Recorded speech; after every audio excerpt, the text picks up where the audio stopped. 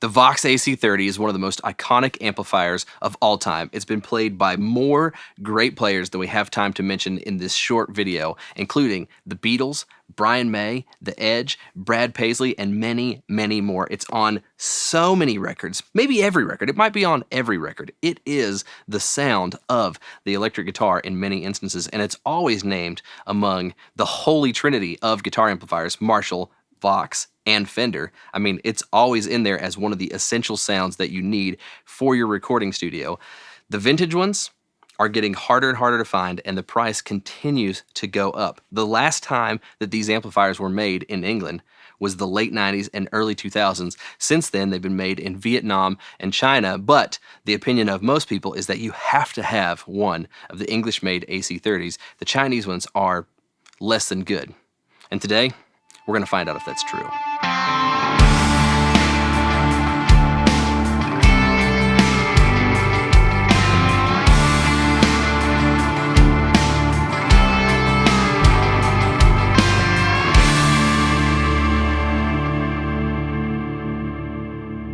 So today we're going to look at two different Vox AC30s. One that's a late 90s, English-made, Rose Morris-built AC30 6TB, and another that's a mid-2000s, probably 2007, 2008 is what I'm going to guess, Korg designed and built AC30 CC2X. Both of the amplifiers have Celestion blue Alnico speakers, and we've got them both set identically. And so we're going to do a comparison of both of those and see, is the Chinese Vox really a lesser Vox than an English-made Vox? But first, I just want to remind you, please, if you haven't already, like and subscribe to Capsule to Cone. You can just go ahead and hit the button down below. If you like this video, hit the bell to be reminded of our next videos that are coming out. And also, if you dig the sound of the AC30 6TB, the English-made 1990, you can click the link below. We've got a pack of Kemper profiles, and one of our AC30 6TB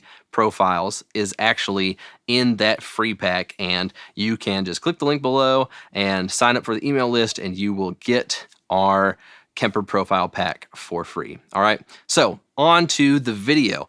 What we're going to do is we are going to listen to three different guitars played through both of these amps. The way that we've set this up is we recorded a DI of each guitar into Pro Tools, and then that way we could use radial SGIs, and we could use microphones on each of the cabinets to go back out with that single performance and have a better comparison of both amplifiers. The point of this video is not to try to get the amps to sound the same. I sort of think that's kind of a ridiculous point because they both have Celestion blue Alnicos, but they're from different years. The 1990 Vox might be a little more broken in. The CC2 might be a little less broken in. We don't really know. These are both rentals from a backline company, and they, you know, for all we know, they've been on the road a while, and we don't really know the life that they've lived. We also have taken the same microphones and mic'd one speaker on each of the cabinets with an SE Electronics VR1 ribbon microphone and a Shure SM57. The guitars that we used for this demo are a Sir Classic T, and we played that with the volume knob rolled back just a little bit so that it was sort of a more clean, chimey sound. Then we used an ES335 in the middle position, and we got a little bit of grit out of that. And then lastly, we used my Les Paul Gold Top with a Tube Screamer as a clean boost. So here's the comparison, and it's really just to illustrate that all of the knobs are set the same. What are kind of the sonic differences of these two amplifiers? The gain, I will say, a little bit hard to get the gain set exactly the same between both amps, just because one has a master volume and they both have two channels, but one is jumpered internally and one I had to jumper myself. So, you know, it's not exactly apples to apples. I tried to get them as similarly as I could, and I felt like that the best way to illustrate the differences while getting the gain structure about the same was to just leave all of the tone controls at noon, and that's what I did.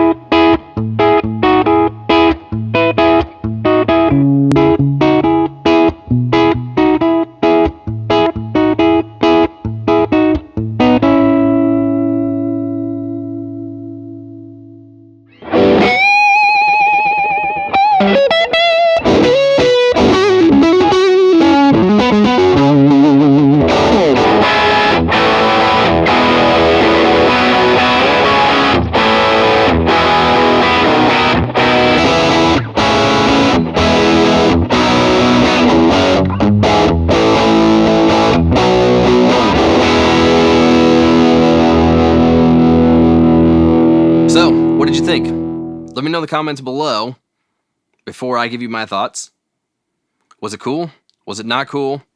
Did the Chinese-made Vox stand up to the English-made 1990s 6-top boost? I think this is a really important question because if you look at the internet, you are definitely going to see a lot of opinions that strongly suggest that the English-made Voxes are better. And I think that the market value, not just because of rarity and scarcity and them being a little bit harder to find, because there's kind of plenty on Reverb, for sure more Chinese-made ones, but there's still, it's not hard to find an English-made AC30, and the market suggests that, you know, 15 is about the lowest price you're going to see one of these for right now. And I've seen them recently upwards of $2,000 for a 1990 English-made AC30 with Celestion blue speakers.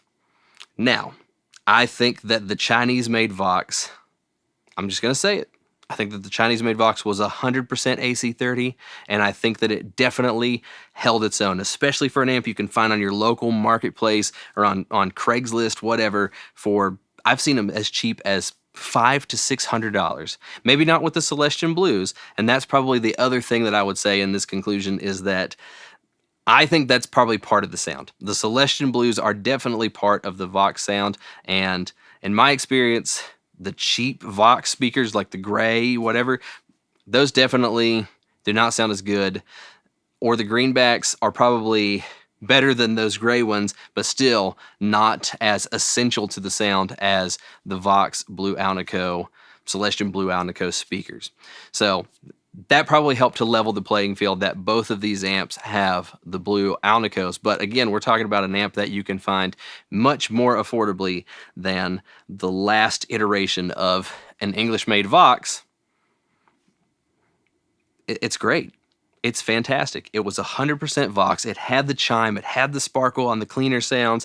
It had the gristle and the grime on the dirtier sounds. It had all of that fuzzy, harmonic, sustainy stuff when we hit it with the pedal. It was fantastic. And if you bought one of these for your studio or for your guitar rig and had one of these Chinese-made AC30s with the Celestion Blue Alnicos, you would not be disappointed. And you don't have to feel like you are less than or a second-rate citizen because you bought the cheaper made one and didn't spend a couple of grand on an AC30. So that is my opinion. Get yourself one of these Chinese-made AC30s, slap some blue Alnicos in it, and you will have all of the Vox tones that you need for your recordings and for your live performances. All right, thanks for watching our video. Again, don't forget to hit the subscribe button, the bell notification, so you can be reminded when our next video comes out, and also find that link in the description box below to get our Kemper profiles, our free pack, which includes